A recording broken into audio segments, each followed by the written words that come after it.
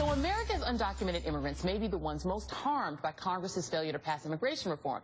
But House Republicans who are blocking reform could ultimately be the ones who pay the political price. House Speaker John Boehner had suddenly reversed on immigration reform last week, and it's met with outrage from advocates of reform. And this week, on the floor of the House, Democratic Congressman Luis Gutierrez of Illinois made clear the consequences of inaction. Mr. Speaker, you can't deport your way out of this, and you can't ignore your way out of this, and you can't blame Obama your way out of this. You thought the Super Bowl was a blowout last month? Wait till November 2016 if immigration reform is still hanging out there undone. You can tell the babysitter you'll be home by 10:30 on election night. The contest will be over early. It's Democrat in the White House by a landslide.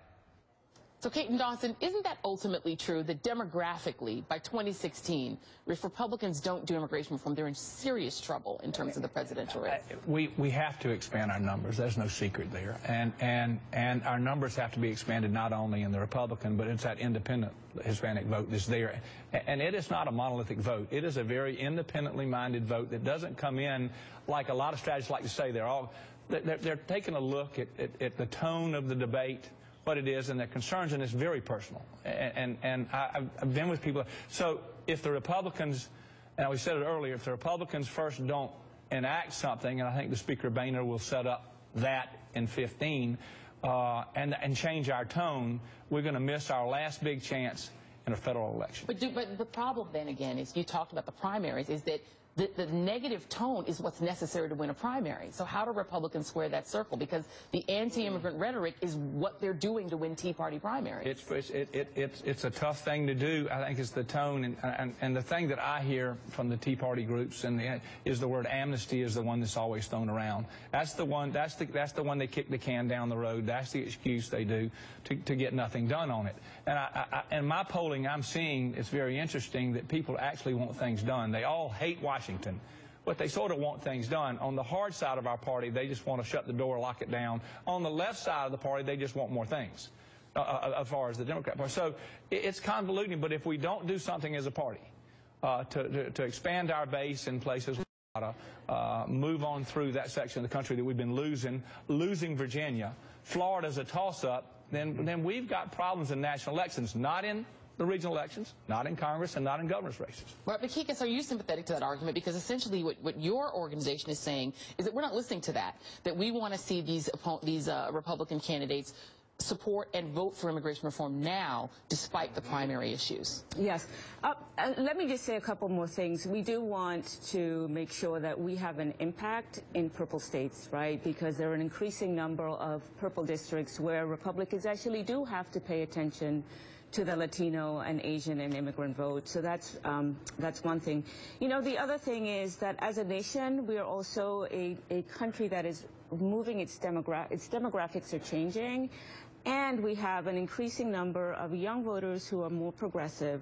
We have the fastest growing demographic, which is Latinos. And even amongst white folks, right, there's increasing support for immigration reform. So it doesn't matter which way you slice it and you look at it, I think Republicans are in trouble.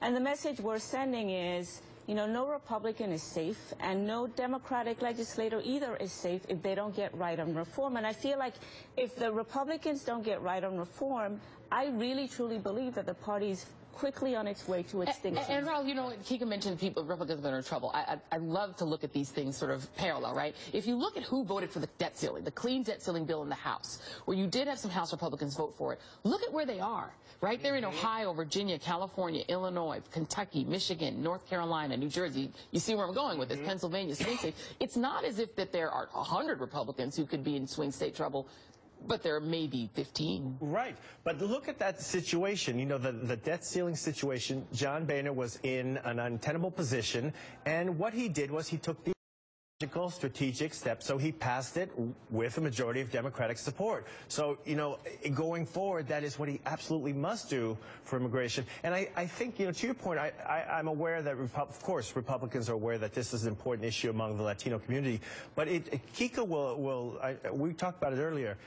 We're at the point now where immigration has become more than just an issue in our community. It has really reached the point of being a true movement where people are mobilized and energized like I have never seen. And going back to some of these Republican talking points and excuses that they use, they say that President Obama hasn't been willing to compromise and that he has not been willing to work with them. That is not true. He has been willing to accept piecemeal legislation. He has been willing, he said he is open to accepting just possibly legalization, not citizenship.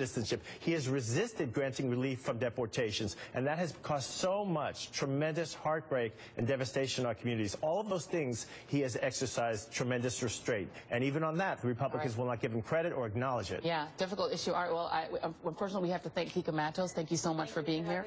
We appreciate it. Okay, and up next, President Obama and the Democrats are upping the ante on minimum wage. And so we signed the executive order. These folks are going to get a raise, and what I said yesterday is that now it's time for Congress to act because America deserves a raise.